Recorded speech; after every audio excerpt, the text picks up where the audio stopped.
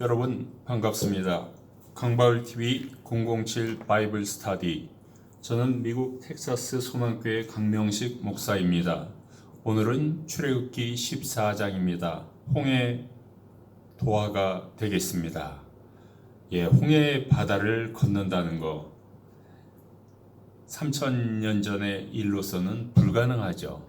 그러나 하나님께서 역사하시면 가능합니다.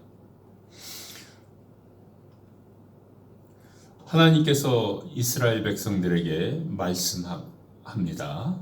이제 비하이롯 이쪽으로 가서 진을 치라는 것입니다. 여기에는 믹돌과 홍해바다 사이에 있는 곳입니다. 그래서 그들은 바닷가로 나가서 진을 칩니다. 캠프를 치는 거죠. 여기에 머무는 것입니다. 바로는 이렇게 생각합니다. 이스라엘 백성들은 이제 혼란 속에 방황하고 있구나. 사막에 갇혀 있구나. 이렇게 생각을 합니다.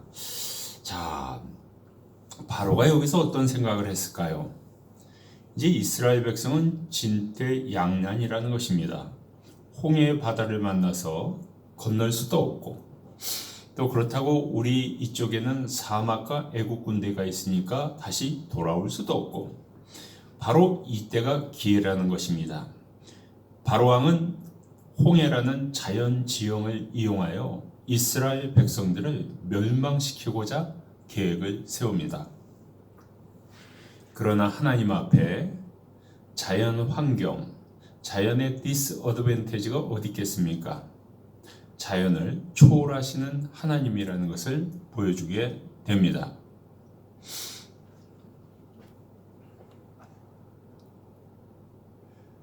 그런데 이 바로의 마음은 강팍해지죠. 그래서 이스라엘 백성들을 추격하게 됩니다. 그러나 이제 하나님께서는 바로 왕을 통해 바로의 군대를 통해서 하나님 영광스럽게 하실 것입니다. 애굽 사람들은 이 바로 여호와 하나님께서 주 되심을 인정하게 될 것입니다. 애굽 사람들은 그 지역에 많은 신들을 섬겼습니다.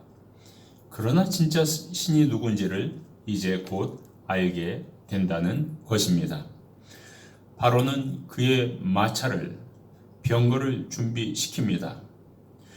최신형 600대의 전차를 준비합니다. 여기에는 장교들이 타고 있고 장교들이 병사들을 이끌게 됩니다. 하나님은 계속해서 바로의 마음을 강팍해 하십니다. 바로는 이스라엘 백성을 추격합니다. 이스라엘 백성들은 담대하게 전진해 나가고 있었습니다. 그러나 홍해바다 앞에서는 멈출 수밖에 없겠죠. 바로가 점점 가까이 가자 이스라엘 백성들은 공포에 질립니다. 하나님께 울부짖습니다. 애굽에 무덤이 없었단 말인가? 우리를 이 애굽에 남겨두라고 말하지 않았던가? 우리로 하여금 애굽 사람을 섬기게 하라고 말하지 않았던가?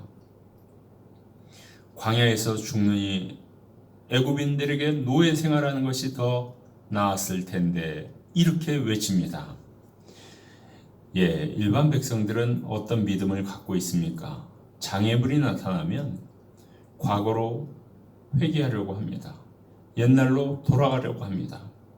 롯의 아내처럼 소금 기둥이 되려고 합니다. 여러분 돌아가면 그 자녀들 미래는 어떻게 됩니까? 노예의 미래가 있습니까? 노예의 꿈이 있습니까? 내가 무슨 박사가 되고 싶다, 의사가 되고 싶다. 그 꿈을 실현할 수 있습니까? 노예는 꿈을 전혀 실현할 수 없습니다. 모세는 이스라엘 백성들에게 이렇게 대답합니다. 놀라지 말라, 두려워하지 말라.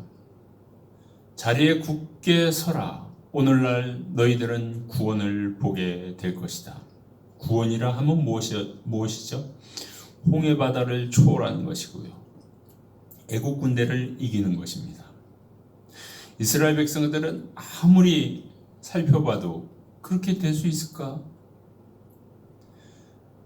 너희들이 보는 이 애굽인들은 다시 보지 못하게 될 것이다. 주 여호와 하나님께서 너희들을 위해서 싸울 것이다. 그러니 잠잠하라. 이렇게 외치게 됩니다. 여호와 하나님께서 이렇게 말씀하십니다. 너희들은 왜 나에게 울부짖느냐? 이스라엘 백성들에게 전진하라고 말하라. 지팡이를 들어라. 그 손을 바닷가로 펼쳐라. 그래서 물이 갈라지게 될 것이다. 이스라엘 백성들은 바다를 마른 땅처럼 건너게 될 것이다. 바다를 다리가 있어야 건넙니까? 배가 있어야 건넙니까? 비행기가 있어야 건넙니까? 아닙니다. 바다가 갈라지면 마른 땅처럼 건너갈 수가 있는 것입니다. 이때 천사도 나타납니다. 그러니까 하나님께서 온 천사를 동원하시고 모든 능력을 동원하여 출애굽을 시키는 장면을 볼 수가 있습니다. 천사들은 이스라엘의 많은 무리 앞에서 그 길을 인도하다가 뒤쪽으로 갑니다. 그리고 이 구름 기둥이 뒤쪽으로 가서 애굽인과 이스라엘 백성 사이에 가로막게 됩니다. 애굽의 군대가 더 이상 전진하지 못하게 합니다. 왜냐하면 이스라엘 백성에겐 시간이 필요합니다. 바다가 갈라지는 시간이 필요합니다. 밤새도록 한쪽에는 어둠이 있고 한쪽에는 빛이 있습니다. 한쪽에는 심판이 있고 한쪽에는 구원이 있습니다. 한쪽에는 길이 막히고 한쪽에는 길이 열립니다. 바로왕은 홍해가 잘 됐다 장애물이 됐다고 하였죠. 그들에게 올무가 될 것입니다. 모세는 하나님의 명대로 그의 팔을 쫙 펼칩니다. 바다 위로 펼칩니다. 밤새도록 하나님께서는 이제 강한 동풍으로 인하여서 바닷물이 물러가게 합니다. 점점 마른 땅이 보이기 시작합니다. 물이 갈라집니다. 그래서 이스라엘 백성들은 바다를 마른 땅처럼 걷기 시작합니다. 물에 벽이 생겨 우측과 좌측으로 나눠지게 됩니다. 이러한 놀라운 기적이 없다면 이스라엘 백성들은 출애굽할 수가 없는 겁니다. 하나님의 편팔로 도움이 있었습니다. 하나님께서 이스라엘 백성들이 홍해바다를 다 건너자 모세에게 다시 명합니다. 너의 팔을 들어서 바다를 향해 펴라. 그러면 물이 다시 원위치로 돌아갈 것이다. 그때 애국 군대가 쫓아오고 있었습니다.